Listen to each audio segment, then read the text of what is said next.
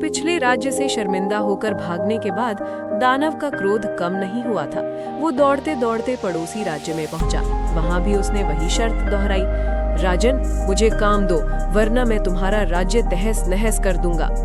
पड़ोसी राज्य के राजा ने दानव को व्यस्त रखने के लिए सड़कों, महलों और नहरों के बड़े बड़े काम दिए, लेकिन जैसा कि दानव की शक्ति थी, उसने कुछ ही दिनों में वे सारे काम पूरे कर दिए।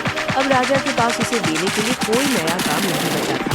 विनाश के डर से राजा की रातों की नींद उड़ गई। तभी उन्हें पड़ोसी मित्र राजा के चतुर बालक रेयांश के बारे में पता चला। राजा ने तुरंत एक दूत भेजकर रेयांश से सहायता की गुहार लगाई।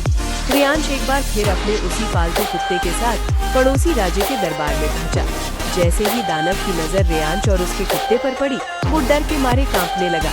उसे अपनी पिछली हार और कुत्ते की वो टेढ़ी पूंछ याद आ गई। दानव गिड़गिड़ाते हुए बोला, देखो रेयांश, मुझे ये कुत्ते की पूंछ वाला काम मत देना।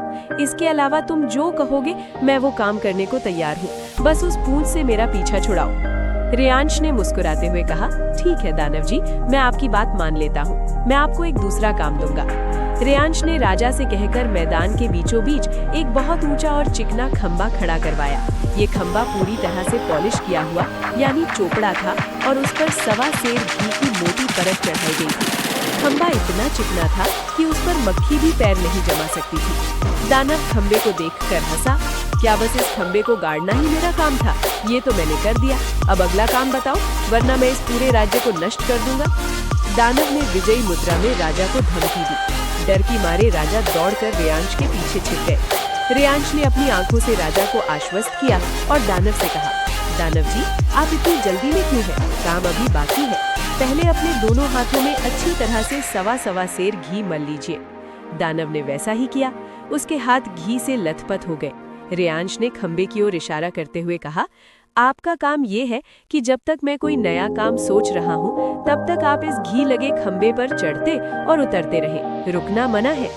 दानव को लगा ये तो बहुत आसान है। वो उछलकर खंबे पर चढ़ा, लेकिन घी की चिकनाहट और उसके अपने चिकने हाथों के कारण वो धड़ाम से नीचे गिर पड़ा। उसने फिर कोशिश की, जोर लगाया, मंत्र पढ़े, लेकिन जैसे ही वो थोड़ा ऊपर पहुंचता, खंबे की चिकनाहट उसे वापस जमीन पर ले आती। सूरज ढल गया और रात हो गई। दानव पसीने से तरबतर था और घी की वजह से बार बार फिसलकर जमीन पर गिर रहा था। पूरा राज्य तमाशा देख रहा था। दानव समझ गया कि इस नन्हे बालक ने उसे एक ऐसी भूल भुलैया में डाल दिया है जहां से निकलना नामुमकिन है। आखिरकार हार मानकर और अपनी बेइज्जती से बचने के लिए दानव ने रात के अंधेरे का फायदा उठाया और वहां से चुपचाप रफू चक्कर हो गया। अगले दिन सुबह जब लोगों ने देखा कि दानव गायब है, तो सबकी जान में जान आई। राजा ने रेयांश का भव्य सत्कार किया और उसे स्वर्ण मुद्राओं से पुरस्कृत किया। एक बार फिर रेयांश ने साबित कर दिया कि शारीरिक शक्ति कितनी भी बड़ी क्यों न हो, बुद्धि के सामने उसे घुटने टेकने ही पड़ते हैं। बुद्धि बल ही वास्तविक बल है।